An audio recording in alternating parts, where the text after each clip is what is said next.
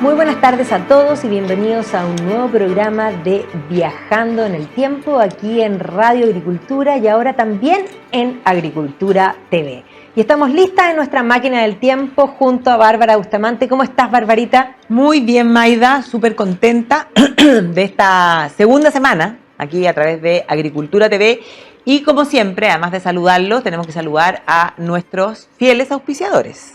Por supuesto, estamos, como pueden ver, no estamos haciendo el asado aquí, pero tenemos como siempre Carne Escudero, que tú siempre tienes alguna receta extraordinaria. ¿Tienes alguna idea para esta semana? Mira, no, ¿sabes cuál es la idea que tengo? Más que recetas, yo prometo que me voy a poner las pilas con el tema de las recetas y las vamos a traer y capaz que hasta podemos, ahora que tenemos, porque aquí ahora tenemos pantalla. Entonces a lo mejor podemos poner hasta los ingredientes de la receta para que la gente le queden clarísimos. Yo me voy a poner las pilas con eso, pero ¿sabes lo que estoy pensando?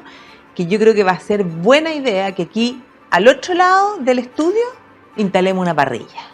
Porque con los chiquillos de allá, yo creo que los chiquillos están contentos, nos están haciendo así nos pero hacen. Maravilloso sería maravilloso. Que tuviéramos el olorcito de la carne. Yo creo que ahí apuraríamos el programa con el olorcito porque los domingos a esta hora da un poquito de hambre, ¿no es cierto? Sí. Pero estamos por viajar en nuestra máquina del tiempo y obviamente que todo lo organizó, como siempre, Turismo Cocha. Turismo Cocha, siempre los mejores, la verdad, los que te solucionan absolutamente todos los problemas, los que te diseñan el viaje de tu sueño, los que te equiparan el precio si es que uno tiene una cotización distinta de otra agencia.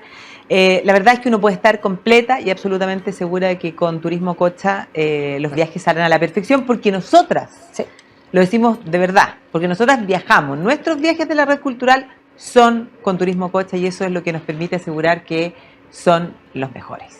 No, por supuesto, y además que todos aquellos que quieran viajar con nosotros pueden hacerlo. Prontamente nosotros ya nos vamos ahora a Roma, pero en junio tenemos una aventura nueva, vamos a la Cantabria, de Santiago de Compostela a Lourdes, y después vamos en septiembre a el sur de Inglaterra, así que también va a estar ahí entretenido. Así que si quieren viajar con nosotros, nos tienen que simplemente contactar y están todos invitados, no solo a viajar en el tiempo ahora con pantalla y viéndonos a nosotros y desde sus casas escuchando, sino que también lo pueden hacer presencial. ¿Y a dónde nos vamos a ir hoy día? Mira, hoy día nos vamos a subir y bajar de la máquina del tiempo. O sea, vamos a poner varias fechas. Sí, pues vamos a poner varias fechas, porque lo que pasa es que, bueno, esta ha sido la semana, podríamos decir, de la mujer, o sea, el día miércoles recién pasado, fue ese día internacional, y hemos visto que que han habido todo tipo de actividades respecto del tema. Y por eso es que hoy día yo creo que es justo y necesario que podamos reflexionar un poco respecto del papel de la mujer y de recordar a grandes mujeres de la historia que han dejado huella, que han dejado un legado o que probablemente nos han abierto caminos a nosotras, las mujeres que son insospechados, muchas veces han querido, bueno, mal utilizarse políticamente ciertas cosas, y por eso recordar a mujeres de distintas épocas. Sí, pues también un poco para desmitificar esa idea de que la mujer no tuvo presencia en la historia, porque si uno analiza toda la historia, son múltiples las mujeres destacadas, y destacadas, ojo, que jamás necesitaron ninguna paridad para destacar, porque nosotras somos tan capaces como los hombres, por lo menos a mí, en lo personal, a mí la paridad me ofende porque parte de la base que nosotros somos menos y que necesitamos una cuña para que podamos tener un espacio. Eso significa que no valemos lo mismo. Pues eso es lo que considera esa idea. Nosotros no solo valemos lo mismo, sino que podemos hacer cosas fantásticas. Y en algunas cosas los hombres son mejores, en otras cosas las mujeres son mejores, pero somos personas igual que ellos y en lo personal son múltiples las mujeres que han destacado. No, claro, y además que una cosa, o sea, hay que entender esa malentendida competencia entre hombres y mujeres, y lo que está claro, lo que hay que entender es que somos complementarios, esa es parte de la naturaleza humana, y desde el punto de vista de lo femenino, bueno, qué gran capacidad tenemos las mujeres de además hacer múltiples cosas a la vez. O sea, yo creo que esa es una de nuestras principales características de las que sentirnos orgullosas. Y como tú decías, hay muchas mujeres que no necesitaron un cupo, que no necesitaron en el fondo esa cuña para poder ser grandes. y podemos partir desde la propia Edad Media. De hecho, hay un libro de la Regine Pernod de Mujeres en la Edad Media donde hace un análisis maravilloso. Mujeres en la época de las catedrales, claro, creo que se llama. Claro, pero ahí también George Duby escribió Las mujeres del siglo XII. Claro. Pero efectivamente la Regine Pernod, mujer también, gran medievalista, a quien tuve el honor de conocer. Tú sabes, Barbarita, que a mí me ofreció ella quedarme en París trabajando con ella. Y yo en ese entonces tenía mi pololo, que hoy día es mi marido, y yo decidí no irme a la casa de la Regine Pernod. No me puedo arrepentir porque me casé. No, te casaste y tuviste 4 niños, así que no sí. puedes. No me puedo arrepentir, pero ciertamente hoy día yo miro y digo, wow. ¿Qué habría sido de mi vida si me hubiera quedado en París? Sería medievalista, a lo mejor, bueno, probablemente mi vida sería muy distinta. Nosotros somos libres y vamos tomando decisiones, y esas decisiones tenemos una biografía que la creamos nosotros. Pero Regine Pernod fue una gran mujer medievalista que además se va a encargar de destacar también a todas y varias de esas grandes mujeres de la Edad Media, que hay muchas. Yo digo, George Duby escribe Mujeres del siglo XII y saca tomo 2, porque había tantas mujeres destacadas que no son destacadas simplemente por si uno mira en tiempos posteriores, hay algunas que son destacadas por ser licenciosas, pero no, aquí estamos hablando de mujeres que son netamente, y muchas de ellas, intelectuales. Y dentro de esas intelectuales, una mujer que ahora, podríamos decir en el último tiempo, se ha intentado rescatar su figura, es Hildegarda de Bingen. Ahí la tenemos, mira. Hildegarda de Bingen. Mira cómo funciona la pantalla. Es realmente, bueno, esto es magia. Es realmente increíble porque yo creo que, a ver, si hacemos un análisis histórico y uno dice, ¿quién es la mujer más inteligente que ha existido en la historia? Yo creo que ella se lleva los galardones, pero por lejos. De todas maneras. Y otra cosa, rompe todos los mitos, porque es una mujer que va a llegar a ser abadesa, que va a leccionar al Papa, va a poner en orden a la iglesia, a todos los hombres, a los emperadores, así, ¡pum! O sea, que va a hacer clases públicas. Ella va a hacer charlas, estamos hablando del siglo XII, o sea, cuando uno pensaba yo aquí tengo estos papelitos porque, claro, a fecha a uno de repente se le van. Imposible sabérselo todo. Pero ella nace, bueno, en el territorio de lo que en ese momento era el Sacro Imperio Romano Germánico, territorios hoy día de Alemania, nace en el año 1098. Se asume que, bueno, el 16 de septiembre del año 1098. Y va a vivir hasta el año, muere el 17 de septiembre del año 1179. O sea, imagínense la época de la que estamos hablando. Y si uno busca su biografía, así como que si uno googlea, les va a aparecer, llama la atención, porque aparece, cuando se las describe, aparece el mismo término con el que se describe a Leonardo da Vinci, polímata. Sí. Es decir, hizo de todo. Hizo de todo, no.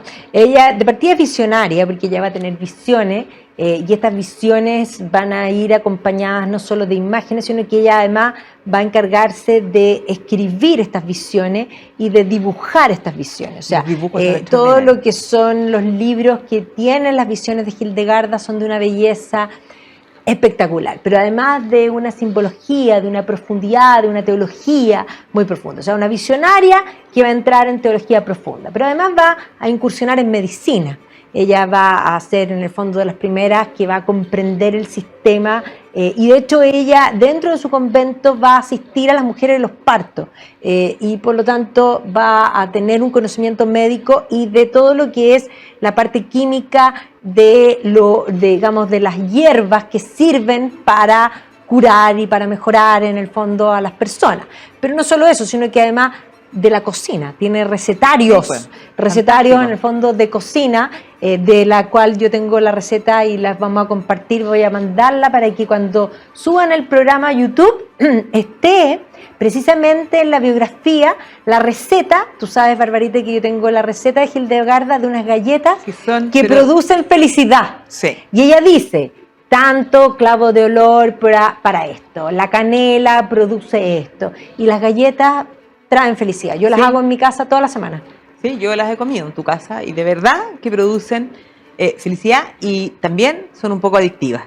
O sea, adictivas, pero tremendas. Claro. Así no, que, y oye, y música. de hecho, la música, no, pero una cosa que quería, porque se nos va a ir el programa como nos pasa siempre y vamos a terminar hablando de la pura Hildegarda.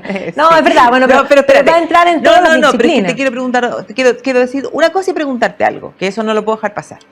Decirte que en la época de la Segunda Guerra Mundial, en el momento en el que los médicos se quedan, en el fondo, sin medicina, sin posibilidad de llevar a los enfermos a los hospitales. Bueno, hay ahí un médico que ahora no me acuerdo su nombre, su apellido, a lo mejor tú sí, que efectivamente toma a Hildegarda y comienza, en el fondo, tal vez redescubre, podríamos decir, en ese momento, todo lo que ella sabe respecto de las plantas medicinales, de qué tipo de remedios utilizar para tales o cuales enfermedades y afecciones al ser humano. Y entonces, y en eso es realmente extraordinaria. O sea, y bueno, es extraordinaria en eso, se la considera como la primera física, se la considera como la primera botánica, sí, muchas cosas. Pero bueno, y la música. Y la música, que la música es increíble, y búsquenla en YouTube porque pueden escuchar, y ella consideraba que en su convento ella siempre va a tener música porque iba a considerar que el cielo es musical, que los ángeles son musicales, y este concepto de la música, y podríamos decir como de la multimedia. Ella en el fondo va a ser como una pionera en todo lo que es multimedia, lo sensorial con lo espiritual, de esta visión holística que hoy día, y por eso hoy día está tan de moda, porque hoy día nosotros tenemos una necesidad de, cuando nosotros hablamos de ecosistema, que generalmente se lo adjudicamos y pensemos que la propia Andrea Wulf, otra mujer extraordinaria autora, que va a hacer en el fondo este libro sobre Alexander von Humboldt, de la invención de la naturaleza, él como el primero que ve ecosistemas, pero en rigor no, es Hildegarda de Bingen, mucho tiempo antes. Ella tiene esa visión holística y hoy día por eso mismo está como retomada, y hay una nueva biografía de ella que está circulando, Hildegarda, para que la busquen, y efectivamente es hay una película. Hay una película también de otra mujer extraordinaria, que es la Margaret von Trotha, que se dedica a hacer varias películas de mujeres importantes. Hizo la película Vision de Hildegarda de Bingen, hizo la película de la Hannah Arendt, también, que es extraordinaria, es una muy buena cineasta y vale la pena verla. Sí. Pero yo te quería preguntar una cosa, para contexto. Sí. Porque tú estás trabajando en tu tesis de doctorado, algo que yo me pongo de pie para aplaudirte, porque encuentro que eso es algo titánico. Y tú eres una apasionada de Tolkien, y entonces cuando tú entraste a estudiar a la Hildegarda, se te juntaron muchas cosas, y pudiste darle una nueva lectura a todo ese amor que sientes por Tolkien y por todo este mundo tolkiano. ¿Dónde está la conexión para que los tolkianos que nos escuchen se entusiasmen con tratar de conocer a Hildegarda? Yo estaba trabajando en la Hildegarda de Bingen y leyendo el libro, uno de los libros de sus visiones, y de pronto la descripción de Dios, de esta cosa, en el fondo de esta luz, ella habla de una luz ondulante, y comienza a hablar de la música creadora, y de pronto recordé rápidamente el Silmarillion, y agarré el Silmarillion y la primera parte y empecé a ver la comparación de lo que describe Hildegarda y lo que describe Tolkien, y es exactamente lo mismo. Y fue como, de aquí lo sacó. Y es más, cambié rápidamente el proyecto de tesis y incorporé esta idea de lo neomedieval, porque Tolkien es un medievalista, pero que va a tomar parte de su visión de este neomedievalismo, que lo va a llevar a ser el romántico trascendental desde esta mujer extraordinaria que todavía nos habla en el siglo XXI desde el genio del padre de la fantasía moderna, que le debe a ella también sí. Eso. No, extraordinaria. Pero vamos a comerciales, ¿te tinca? Vamos a comerciales.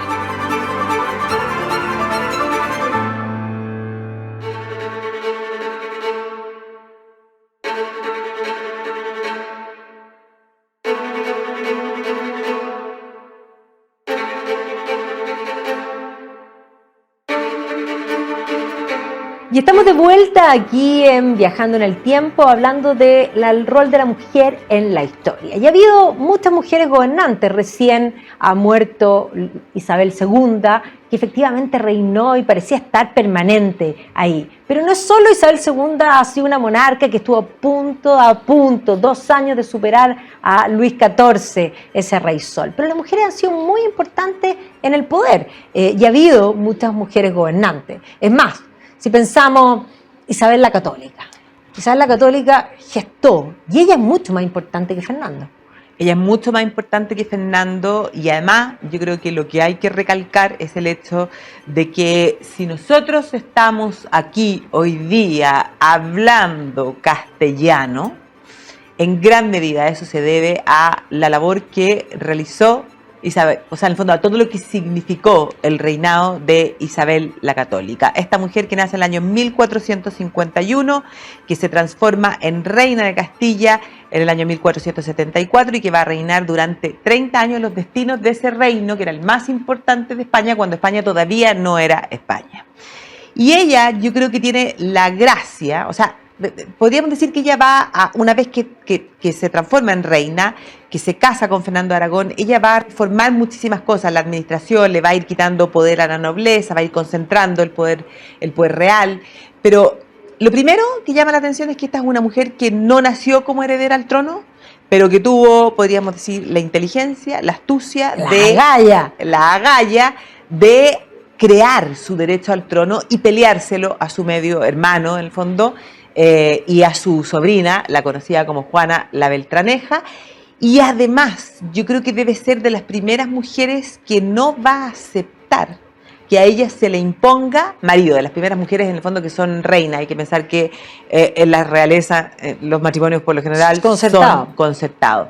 Y ella, en ese acuerdo de los toros de Guisando, donde le exige a su hermano que la reconozca como la princesa Asturias, como la heredera al trono, también le dice, en el fondo va a poner como exigencia de que a ella no se le imponga marido. Y ella va a decidir por Fernando el Católico. Pero además ella va a tener la visión de la unificación, va a unificar, pensemos por una parte Nebrija, el idioma, por otra parte podremos decir la religión. Ella va a tomar una serie de medidas para que España se vaya constituyendo como España en el marco de la culminación de la Reconquista, claro. Pero aparte de culminar eso es con un reino, una religión que de alguna manera va a constituir lo que es España. España se debe a la figura de Isabel la Católica. Piensa tú que, bueno, la batalla de Granada, el momento en el que logra poner fin a la presencia musulmana en la península, es probablemente una de las primeras empresas que ya se comienzan a llamar como una empresa española, porque no solo participa Castilla, sino que ella logra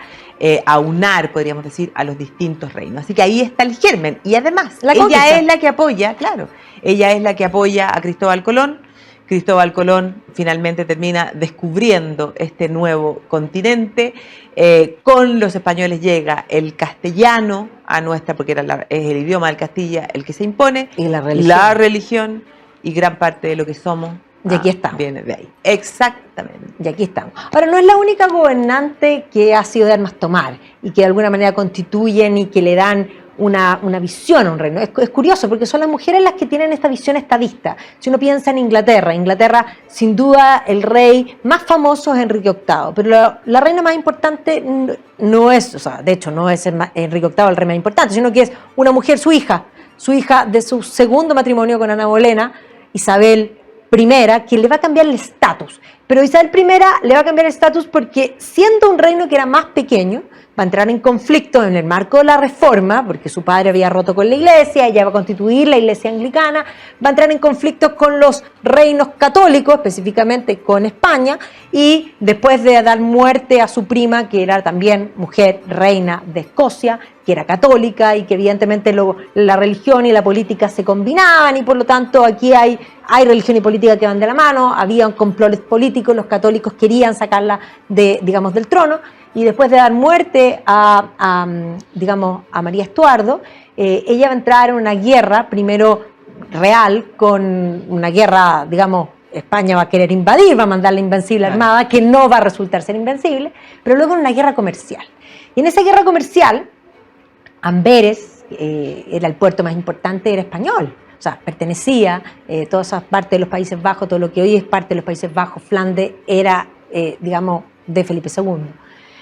Cuando le cierra el puerto, ella decide, armas tomar, que vamos a abrir nuevas rutas, vamos a fundar compañías comerciales, y esa va a ser la base de lo que va a gestar primero el aislamiento espléndido, el Splendid Isolation, que ella llama, que va a permitir que Inglaterra sea autosustentable primero, que viva en sí misma, que no necesite a nadie, pero que va a sentar las bases de lo que va a ser posteriormente el Imperio Británico.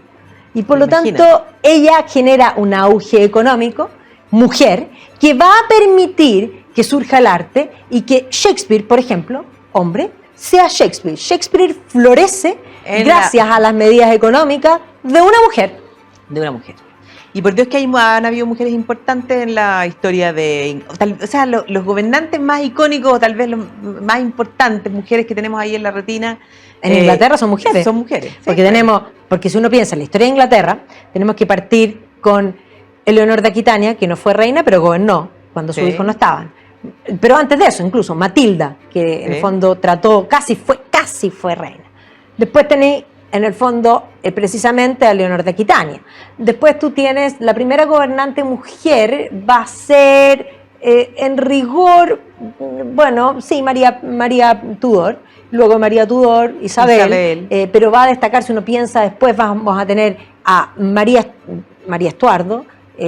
María Estuardo no la que muere, sino que Mary, la hija de James II, que casada con Guillermo de Orange, la reina Ana, que van a ser emblemáticas en un momento, pero no van a ser determinantes. Determinante es Isabel I, la reina Victoria. La reina Victoria va a generar el Empire of the Seas, y si uno piensa ahora Isabel II, pero si uno piensa en la primera mujer gobernante, primera ministra, va a ser Margaret Thatcher, ¿no? Impresionante. El Reino Unido es en power. Cambio, ahí está la Margaret Thatcher. A ver si después alcanzamos a esbozar algo de ella. Pero si nos vamos a Rusia, en cambio, en la historia de Rusia ha sido la que verdaderamente marcó los destinos de Rusia. No, la única que gobernó, porque también gobernó la Isabela. Sí, bueno, la hija de Pedro. La hija de Pedro el Grande. No han habido más mujeres, pero a lo que me refiero, la que sí, efectivamente generó, podríamos decir, la explosión que continuó con la obra de Pedro el Grande y que va a llevar al Imperio Ruso su periodo de máximo esplendor es Catalina la Grande. Que va a usar todos sus atributos. Todos sus atributos. Y que además, esta Catalina la Grande, bueno, lo primero que hay que decir es que tiene podríamos decir, la característica de que es alemana. O sea, no tiene ni una, como ella misma dijo, sangradme hasta la última gota de sangre alemana para que yo no tenga más que sangre rusa en las venas. Pero ella se va a autodeterminar y autopercibir, ya que está tan de moda rusa. Claro, pero por una determinación, por una estrategia, porque ella se sabía una mujer que no era muy buena moza, pero que sí tenía un atractivo especial y que era sumamente inteligente, una mujer estratégica en el modo de planificar sus pasos, ¿ya? Y uno podría criticarle el hecho de que, bueno, su marido, el legítimo zar, bueno, va a resultar muerto en extrañas circunstancias. Y ella va a utilizar a los hombres para su servicio, unos y otros, los va a convertir en sus amantes, pero sus aliados estratégicos que le van a permitir ir cumpliendo cada una de las cosas que ella necesita. Claro, y así como, en el fondo, así como Pedro el Grande había occidentalizado Rusia, así como Pedro el Grande había fundado San Petersburgo, esa ventana hacia Occidente, bueno, Catalina la Grande además se va a dar cuenta de que lo que ella tenía que hacer para, en primer lugar,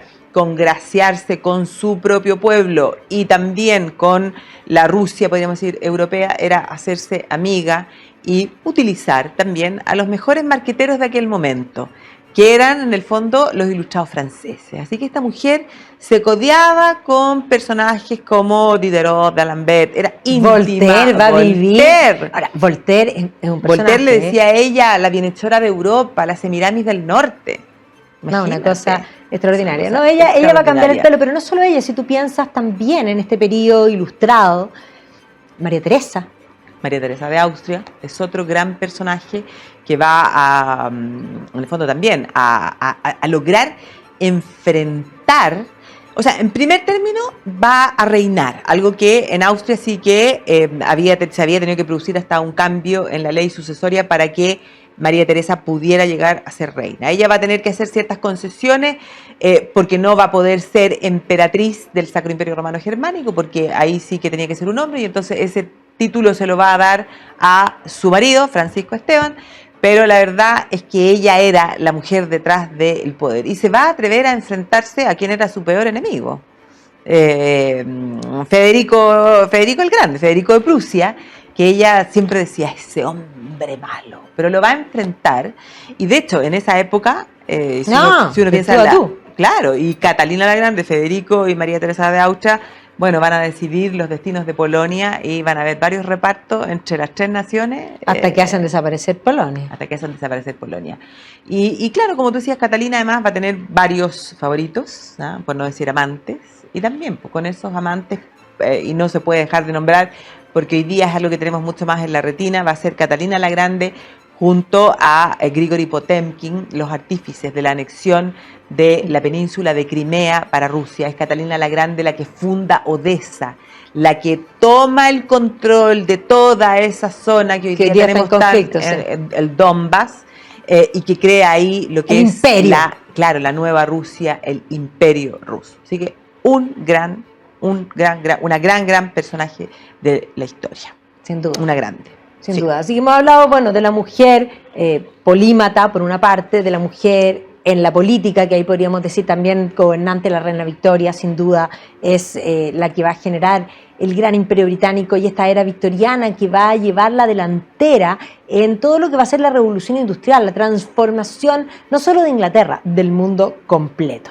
Y ahí, por lo tanto, ahí tenemos a otra mujer que además va a saber lidiar muy bien, porque la época victoriana es una época donde podríamos decir, porque así como si uno mira en la historia, en la parte legal, la mujer tuvo derechos, sobre todo en la antigüedad, si uno piensa en la época romana, existían instituciones como la restitución de la dote, que eso significaba que si se anulaba el matrimonio, el dinero de la mujer volvía a ser de la mujer, tenía propiedad. Pero en el tiempo, y sobre todo después de la peste negra, las mujeres van a ir perdiendo importancia. Así como hay muchas mujeres destacadas en la Edad Media, intelectuales, importantes, en el periodo del Renacimiento no hay tantas mujeres destacadas, digamos, por sus temas intelectuales, con salvedades, pero claro, nos viene a la mente Lucrecia Borgia, que no es precisamente famosa por su intelectualidad, sino que por otras razones. Pero efectivamente la mujer va a ir perdiendo derechos y cuando uno llega al siglo XIX,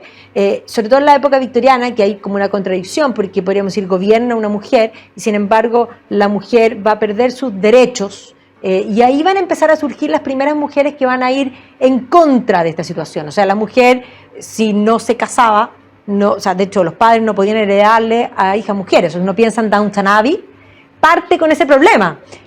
La casa tiene puras hijas mujeres, no pueden heredar la propiedad. Y eso se mantiene en el tiempo, o sea, las mujeres no podían heredar. Pero por eso la razón de que la única forma era casarse, pero cuando se casaban, pasaban a ser la propiedad que tenían, pasaba a ser propiedad del marido. No solo la mujer era propiedad del marido, sino que los hijos eran propiedad del marido. Entonces van a haber varias pioneras que van a comenzar a luchar por, de alguna manera, por ir ganando estos derechos, tanto de propiedad como de tuición de los hijos. Y ahí probablemente Caroline Norton va a ser de las primeras. Y luego va a venir esta oleada, principalmente apoyada por los liberales, que va a querer el derecho a sufragio, que va a ser la tónica, sobre todo, de finales del siglo XIX y comienzo del siglo XX. Y ahí hay pioneras como la Emmeline Pankhurst y sus hijas, que particularmente van a pelear por eso digamos, en el Reino Unido, y posteriormente los movimientos sufragistas se van a ampliar a todas partes, digamos, del mundo. De hecho, el primer lugar que va a lograr el voto femenino va a ser la isla de Man. El Reino Unido propiamente tal, después de la guerra, va a finalmente darle 1918 parcial, 1928 total. Claro. Pero hay otras mujeres victorianas que serían importantes mencionarlas, pero vamos a hablar de mujeres en distintos ámbitos. ¿Te tinca que de vuelta de la pausa? Me tinca.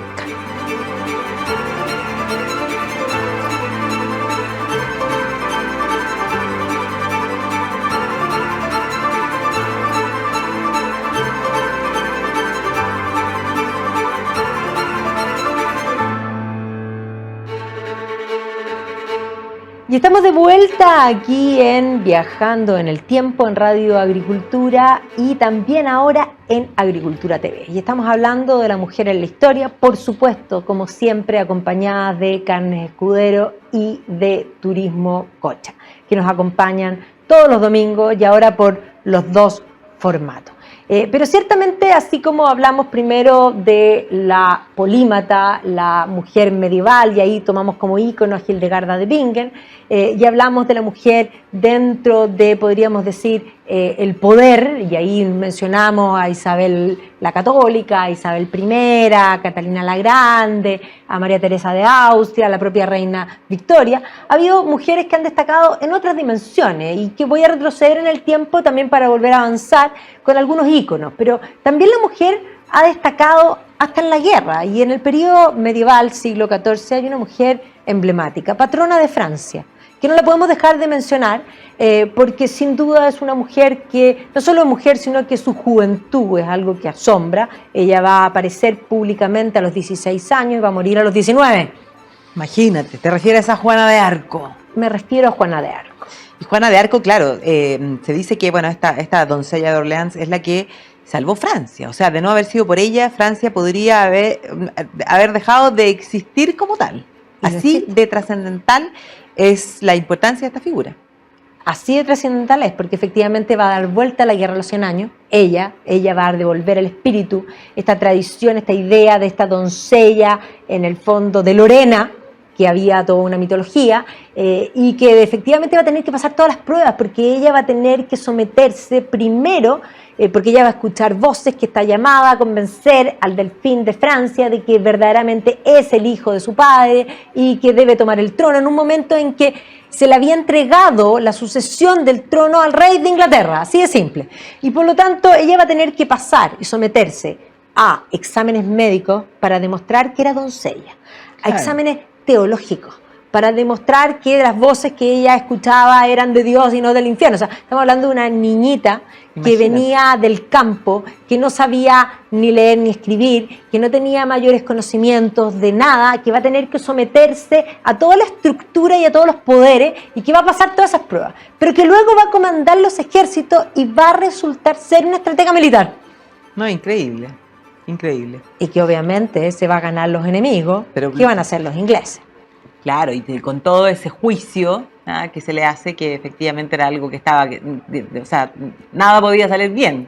Nada podía salir bien porque efectivamente va a complicar a los ingleses, y el juicio que se le hace a Juana de Arco es un juicio político. Políticamente se va a utilizar la acusación de herejía para que entre el tribunal de la Inquisición y la puedan sacar. Los políticos siempre buscan la fórmula de poder eliminar a alguien. En el siglo XIV tú acusabas a alguien de herejía. En el siglo XXI lo acusas de abuso sexual. De abuso sexual, y ahí queda fuera. Listo, queda fuera absolutamente. Sí, pues la política siempre ha sido igual. Y eso, en la medida en que uno más historia conoce, se da cuenta de que las cosas se repiten, pero a veces así, pero con calco, ¿eh? O sea, como que existe una receta. Exactamente. Ahora, mujeres también destacadas, por ejemplo, van a ver en literatura muchísima. Si uno piensa, mi amada Jane Austen, va a ser, sin duda, claro, una de las, o sea, hay muchísimas, pero la hermana Brontë. La hermana Brontë, pero Jane Austen sí, verdaderamente es que además la tenemos probablemente todos también, tanto en la retina por el hecho de que sus obras han sido llevadas al cine y que personajes de su literatura se han transformado como en especies de íconos, ya que tenemos sumamente presentes. También Mary Shelley, que es importante, la autora de Frankenstein, pero ahí es importante porque la madre de Mary Shelley va a ser la inspiración por una parte de Jane Austen, sí, y también obviamente de su hija, que es Mary Wollstonecraft, que es considerada la primera feminista. Ella va a escribir un libro en el marco también de la Revolución Francesa, de todo este concepto de, podríamos decir, de buscar el concepto de los derechos, que podríamos decir, sí, la independencia americana va a ser la primera en establecer una lista de derechos, que en realidad viene desde la Revolución Gloriosa, este concepto de Bill of Rights, pero que la Revolución Francesa va a escribir el Marqués de Condorcet, los derechos del hombre y del ciudadano, y en ese marco también otra autora va a ser los derechos de la mujer, y ella va a escribir un libro que se llama The Vindication of the Rights of Women, y con la idea de que las mujeres deben también educarse, ese concepto de la educación como el catalizador, y ahí hay que entender que en la ilustración van a haber muchas mujeres destacadas, sobre todo que van a dirigir salones. Las mujeres van a ser parte de la intelectualidad del siglo XVIII, de la Ilustración. Van a haber mujeres como... Hay que pensar, mujeres además que en esa época escribían con seudónimos de hombre, y tal vez ahí la más icónica sea la figura de la George Sand, que además... bueno, mucho se ha escrito de ella, hay biografías, sobre todo la de Maurice Drone, que hace como una cosa, como un perfil psicológico respecto de cuál era su verdadera sexualidad, pero ella se atreve a romper todos los moldes, vestirse de hombre, producto de la comodidad que para ella significaban los pantalones, pero que finalmente al término de su vida, cuando da la vuelta completa, vuelve a vestirse de mujer. O sea, era una cosa como... Y se va a ser amante de Chopin. Sí, claro. De cómo... de ir en contra de las estructuras de la sociedad en la que le toca vivir. Bueno, hablábamos de esta estructura, sobre todo victoriana, que las mujeres no tenían mayores derechos, pero además tampoco tenían mayores posibilidades porque de alguna manera la mujer va a estar sumida a el mundo del hogar, de la casa, de donde tenía su santuario. Ya hay en el fondo hoy día algunas vetas de feminismo que hablan de que ese era como el santuario y que las mujeres se apoyaban entre ellas, en fin. Pero más allá de eso, si uno piensa, la posibilidad económica de las mujeres, aparte del matrimonio, eran pocas. Las hermanas Brontë van a incursionar sobre todo en la única que era respetable, que era básicamente ser institutrices. Las tres hermanas Brontë, tanto Emily, Charlotte y Anne, las tres van a ser institutrices, las tres van a escribir sobre esta realidad de ser institutrices, de ser mujeres educadas que están al servicio de la educación de otros en un momento en que no existían los colegios como los entendemos hoy día. Pero va a haber otra mujer ahí, victoriana, que va a abrir una nueva beta, que es extraordinaria. Ahí hay una que abre una nueva beta y a la que, claro, hay que agradecerle por múltiples cosas, ¿no? Y ella es Florence Nightingale.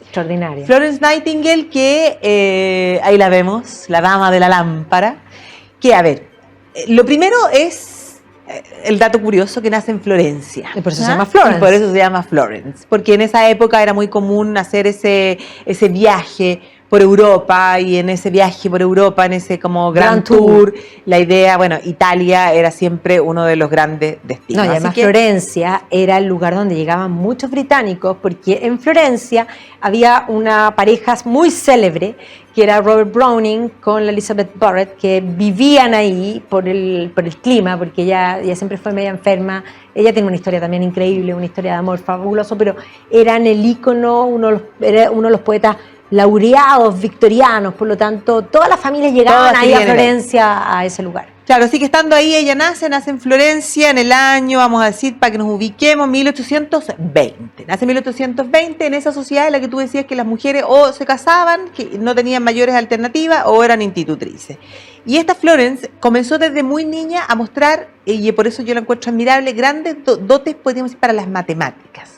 Algo que su madre empieza como a mirar con cierto recelo, y más bien intentaban ponerla en las clases de piano, en el bordado, y ella, no solo las matemáticas, sino que podríamos decir la estadística, ¿ah? Algo que la obsesionaba. Y ella iba tomando como registro de absolutamente todo, o sea, de las distintas conchas que conocía, y ahí estaba la obsesión. En todos los lugares que visitaba en Europa, ella contabilizaba la cantidad de hospitales, quería ir a conocer los hospitales y saber cuántas piezas habían en los hospitales, cuántas camas por hospital. O sea, era una cosa como de tener eso, levantar todos esos registros, datos. Y comienza, en la medida que crece, obviamente ella va a recibir algunas propuestas así matrimoniales, de noviazgo, ella no va a aceptar, y llega un minuto en el que, estando sentada bajo un árbol maravilloso en su casa, ella tiene una visión. Y ella dice que es Dios el que le habla y el que le dice que ella tiene que dedicar su vida a cuidar a los enfermos, ¿no? Algo que a los padres quedan completamente horrorizados, hasta que, bueno, finalmente va a ser el padre, podríamos decir, el que la apoya, y ella va a poder iniciar esta carrera. Y incluso va a estudiar algún tiempo en Alemania, pero bueno, va a regresar, y la verdad es que podríamos decir que con todo en contra va a ser algo casi autodidacta, y va a tener la valentía de aceptar el gran desafío de ir a la guerra de Crimea, que está allá en el año 1853, a atender a los enfermos. Y ella va a conformar un grupo de mujeres que van a viajar junto a ella, y estando en Crimea, curando enfermos, dándole consuelo a los enfermos, y por eso es que se la conoce como la dama de la lámpara, porque ella se paseaba en las noches por las camas de cada uno de los heridos y además que escribía aparece las en la cartas. prensa, porque Claro, se la transforma guerra de en una Crimea, celebrity. claro, la guerra de Crimea eran pura mala noticia, todo mal en la guerra de Crimea, excepto este capítulo que Claro. va a estar protagonizado por Florence Nightingale, que va a ser evidentemente la celebrity, pero también por otra mujer. Mary Seckle, Sí, claro. es otra mujer que también va a hacer lo mismo y que venía del Caribe, así que era una mujer de color, Claro. digamos, era negra. Ella va a llegar también y también va a participar y podríamos decir son las gestoras de lo que va a abrir una nueva dimensión, que es esta faceta que hoy día lo podríamos llamar enfermería.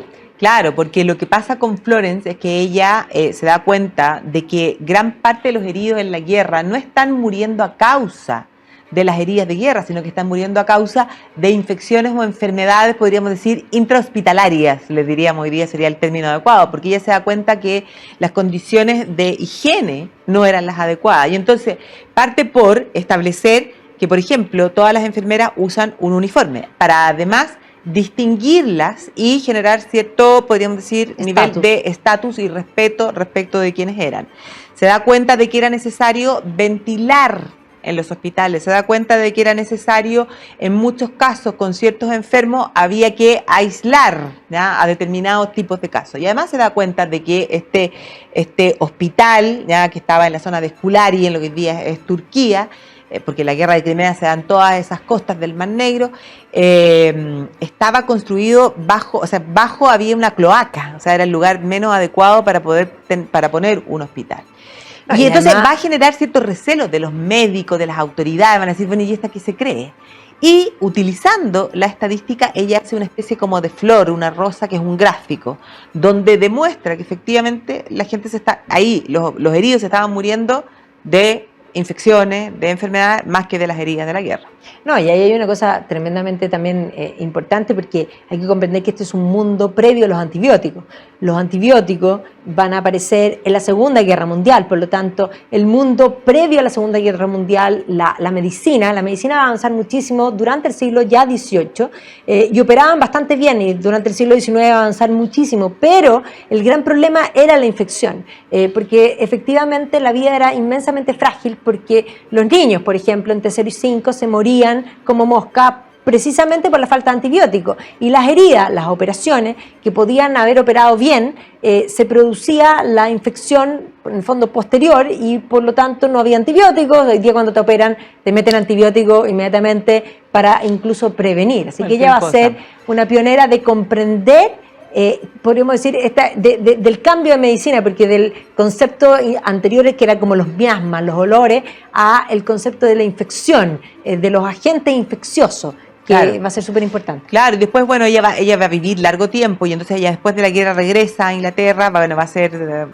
una celebrity, y ella va a ser la primera en fundar, podríamos decir, la primera escuela de enfermería en el Hospital de St. Thomas, que hoy día es parte del King's College de Londres, ¿sabes? Y esa es la primera escuela de enfermería en la historia. Ella, su historia, su caso, su conocimiento, es lo que va a inspirar la fundación de la Cruz Roja, ¿ah? Y va a ser la primera mujer en ser aceptada en la sociedad de estadísticos, la Royal Society, no solo en Inglaterra, sino que después como miembro honorario en la norteamericana. Y la propia reina Victoria le va a dar todos los premios, la condecoración, la orden de no sé qué, la orden de no sé cuánto. O sea, realmente una increíble. mujer Bueno, dentro increíble. de las mujeres como en el ámbito de la ciencia, yo creo que también es tremendamente destacable Marie Curie. Sí, Marie Curie va a ser no solo una mujer que va a entrar en la ciencia y trabajando en conjunto, porque ella es una polaca, pero que va a tomar el nombre de su marido, Pierre Curie, y van a trabajar juntos, y ella va a ganar el premio Nobel en química. La única persona en la historia que ha ganado 2. 2 premios Nobel en disciplinas distintas. Y también va a ser una precursora en el cambio de la ciencia, una cosa realmente impresionante. Y ella misma va a decir que ella va a reclamar cuando de alguna manera alguien quiere hacer algo por la mujer, en el fondo darle un espacio especial por ser mujer. Y dice, no, yo no necesité nada. Va a ser la primera mujer en tener una cátedra en la Universidad de la Sorbonne. Exactamente. No, ella es muchas cosas la primera. Y Además, hay que pensar que ella nace en Polonia, en un periodo en que Polonia era no se podía estudiar. No se podía estudiar. Ella estudiaba en una especie de universidad clandestina y va a decidir seguir los pasos de su hermana, y eso es lo que la lleva a Francia. Y en Francia, bueno, ahí va a conocer al que va a ser su marido y con quien va a trabajar gran parte de su vida. Pero ella va a realizar también sus propios descubrimientos y sus propios, en el fondo, grandes hallazgos de manera solitaria, y eso es lo que, porque uno de los premios Nobel es conjunto. Es de hecho, conjunto. Se le iban a dar a él y él dijo que no, que tenía que ser claro, y después el segundo de los premios Nobel es solo a ella. Entonces eso es realmente algo impresionante. Y nunca va a olvidarse de su Polonia natal. De hecho, ella va a enseñar, en el fondo, a los hijos que tiene el polaco. Ella va a nombrar a uno de los elementos químicos que descubre, el polonio, en honor a su Polonia. O sea, hay múltiples aspectos por los cuales esta es realmente una mujer que es necesario destacar y que desde los cuales se puede mirar su vida y su obra, porque a veces a uno, en mi caso por lo menos, si uno piensa en la física o en la química, bueno, no es lo mío, no me es fácil entenderlo, pero es una mujer que es absolutamente completa, asombrosa. Absolutamente completa. Ahora, la otra mujer que también va a destacar en este periodo, digamos, de comienzo del siglo XX, que va a ser la primera mujer que va a tener una cátedra de filosofía en la historia, va a ser una judía que era en ese entonces atea, y que es Edith Stein, que va a entrar a trabajar con Edmund Husserl, que era el principal filósofo de la fenomenología, y ella va a entrar a trabajar con él, y va a ser la primera mujer en tener cátedra de filosofía. Ella luego se va a convertir al catolicismo y luego se va a hacer monja carmelita, como santa, en el fondo, Benedicta de la Cruz. Y finalmente ella, como judía, va a morir en Auschwitz. Una historia impresionante, pero ahí de las mujeres intelectuales, no solo ella, sino que también en esa Alemania, también judía, pensemos en Hannah Arendt, que va a ser otra filósofa importantísima, que ella sí va a sobrevivir al Holocausto y que va a ser quien va a teorizar sobre los totalitarismos, una intelectual que va a terminar siendo también pionera y va a terminar haciendo clases en Estados Unidos, porque ella va a vivir en Estados Unidos, se va a lograr... Va a quedar mucho tiempo más como sin nacionalidad. De hecho, apatria durante largo tiempo, hasta la publicación de su libro El totalitarismo, y ahí ella va a hacer clases en universidades importantísimas, Chicago, digamos que Nueva York, en fin, y por lo tanto también de las primeras pioneras mujeres en tener esos espacios de intelectualidad. Y ahí también podríamos pensar en otras emigradas, como por ejemplo, no sé, la Ayn Rand, que hoy día está tan de moda, y que es esta rusa, que también es emigrada, pero a la costa oeste. Ella va a estar principalmente en Hollywood, va a ser su carrera como parte de la producción y como guionista de Hollywood, que a través de sus novelas va a ir creando una filosofía que hoy día es, podríamos decir, la filosofía de todo el mundo libertario, o sea, intelectuales, mujeres en el siglo XX, hay, digamos, muchísimas, pero también gobernantes. Hay mujeres gobernantes, y yo creo que de esas mujeres del siglo XX me da la sensación de que quien ha dejado marcado, quien marcó un capítulo, la Dama de Hierro, ¿no? Sin lugar a dudas. Y es bastante curioso porque las feministas en general no la quieren. Y no la quieren, y esta sororidad que tanto hablan tiene que ver con lo político, porque aquí es importante mencionar que la causa feminista va a partir apoyada por los liberales. De hecho, Stuart Mill va a ser los primeros que va a pedir el voto femenino. En el caso chileno va a ser un conservador, Abdón Cifuentes, el que va a pedir el voto femenino. Y no va a ser sino hasta cuando las ideologías de izquierda penetren en las mujeres, cuando mujeres van a empezar a tomarse la causa. Y ahí van a aparecer figuras como la Rosa Luxemburgo, como la Clara Zetkin, que es la que va a poner el 8M como la fecha. Y entonces, claro, ahí esto ya no se convierte por la mujer, sino que es la ideología que va a primar sobre la mujer. Y ahí el ejemplo más claro la ideología es como que toma a la mujer casi como que utiliza la figura de esta debilidad de la mujer para hacerlo parte de la causa completamente ideologizada. Para trasladar un poco la lucha de clase a este tema, ya uno lo ve desde ya, si uno piensa en la Simone de Beauvoir, ella es la amante por una parte de Sartre y evidentemente la idea existencialista que ya está penetrado por esta visión marxista y por lo tanto con esta visión podríamos decir de la escuela crítica de Frankfurt, habermasiana, que en el fondo lo que marca y determina al hombre es el trabajo, y como la mujer está excluida del trabajo, por lo tanto la mujer está excluida de la realidad. Y obviamente que esa visión es la que va a comenzar a primar en esa línea de la segunda oleada, porque la primera oleada de feminismo tiene que ver con el voto, la segunda oleada tiene que ver con esta reinvención que va a empezar a desdibujar lo que es mujer, porque básicamente es el sentir por sobre el ser y por lo tanto hoy día llegamos a un punto en que incluso se habla de ser gestante en vez de mujer, que no se quiere mencionar la palabra madre, porque una de las cosas que van a considerar el feminismo ya la tercera ola es que lo que siempre el mundo ha considerado, y que es lo que diría Edith Stein, que ser mujer es un modo de ser. Dentro del ser personal, persona, ser mujer es un modo de ser que está intrínsecamente abierto a la vida, en potencia, que se puede actualizar o no, pero sí, esa potencia siempre está. Puede ser acto. Puede ser acto. Aristotélico. Y por eso, y si es acto o es potencia, es la vida, y la potencia a la vida lo que da una dimensión diferente a lo femenino. ¿Ya? Entonces, eso es lo que se pierde, esa dimensión antropológica es la que se va perdiendo en esta visión materialista marxista. Y por eso, ese mundo no es sororo con la mujer, sino que es algunas mujeres, incluso las que no son mujeres, y otras no. Incluso lo que no es mujer puede ser mujer para ellos, en fin. Entonces, a ella no le importa la mujer. Hoy día se puede, en la sociedad actual uno puede definir cualquier cosa, lo que uno quiere. Bueno, por eso no quieren a Margaret Thatcher, evidentemente. Y Margaret Thatcher es una mujer que va a lograr, va a ser una pionera, va a abrir el camino en muchos aspectos, va a ser la primera mujer, primera ministro, precisamente en el Reino Unido, una mujer que además de armas tomar, que va a luchar sus batallas con una determinación y con unos pantalones, como dicen comillas, que quisieran tantos hombres. O sea, es más, no le va a temblar la mano para hacer lo que debe hacer y cuándo lo debe hacer. Y eso evidentemente le va a ganar muchos amigos y muchos enemigos. Además, ella, bueno, se va a ir en contra. Bueno, a ver.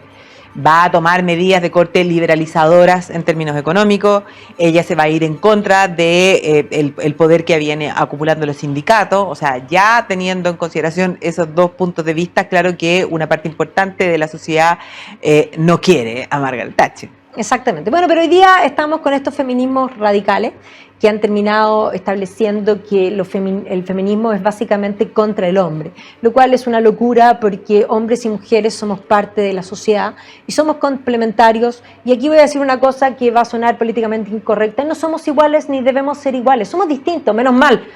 A mí me encanta ser distinta, me encanta ser mujer, y es más, yo soy tan distinta en mi mismidad de persona, pero también en mi particularidad de ser mujer, y eso de alguna manera hace que uno tenga potencialidades diferentes que construyen a una mejor sociedad. La complementariedad es lo que es la complementariedad entre hombres y mujeres, y además en el fondo el hecho de que cada ser humano, mujer o hombre, tiene una mismidad que es distinta al del lado. Entonces, ¿para qué tratamos de estas cosas de igualizar? Exactamente. Bueno, este tema da para mucho y obviamente después haremos mujeres en particular y en este programa vamos a seguir recorriendo la historia. Pero hoy día quisimos hacer un barrido que evidentemente fue como una especie de popurrí, pero evidentemente es importante en esta fecha podamos hacer y recordar que la mujer siempre ha tenido un lugar en la historia, porque la sociedad, la historia entera está construida por hombres y mujeres. Así que nos vemos la próxima semana. Que estén todos súper bien. Hasta el próximo domingo.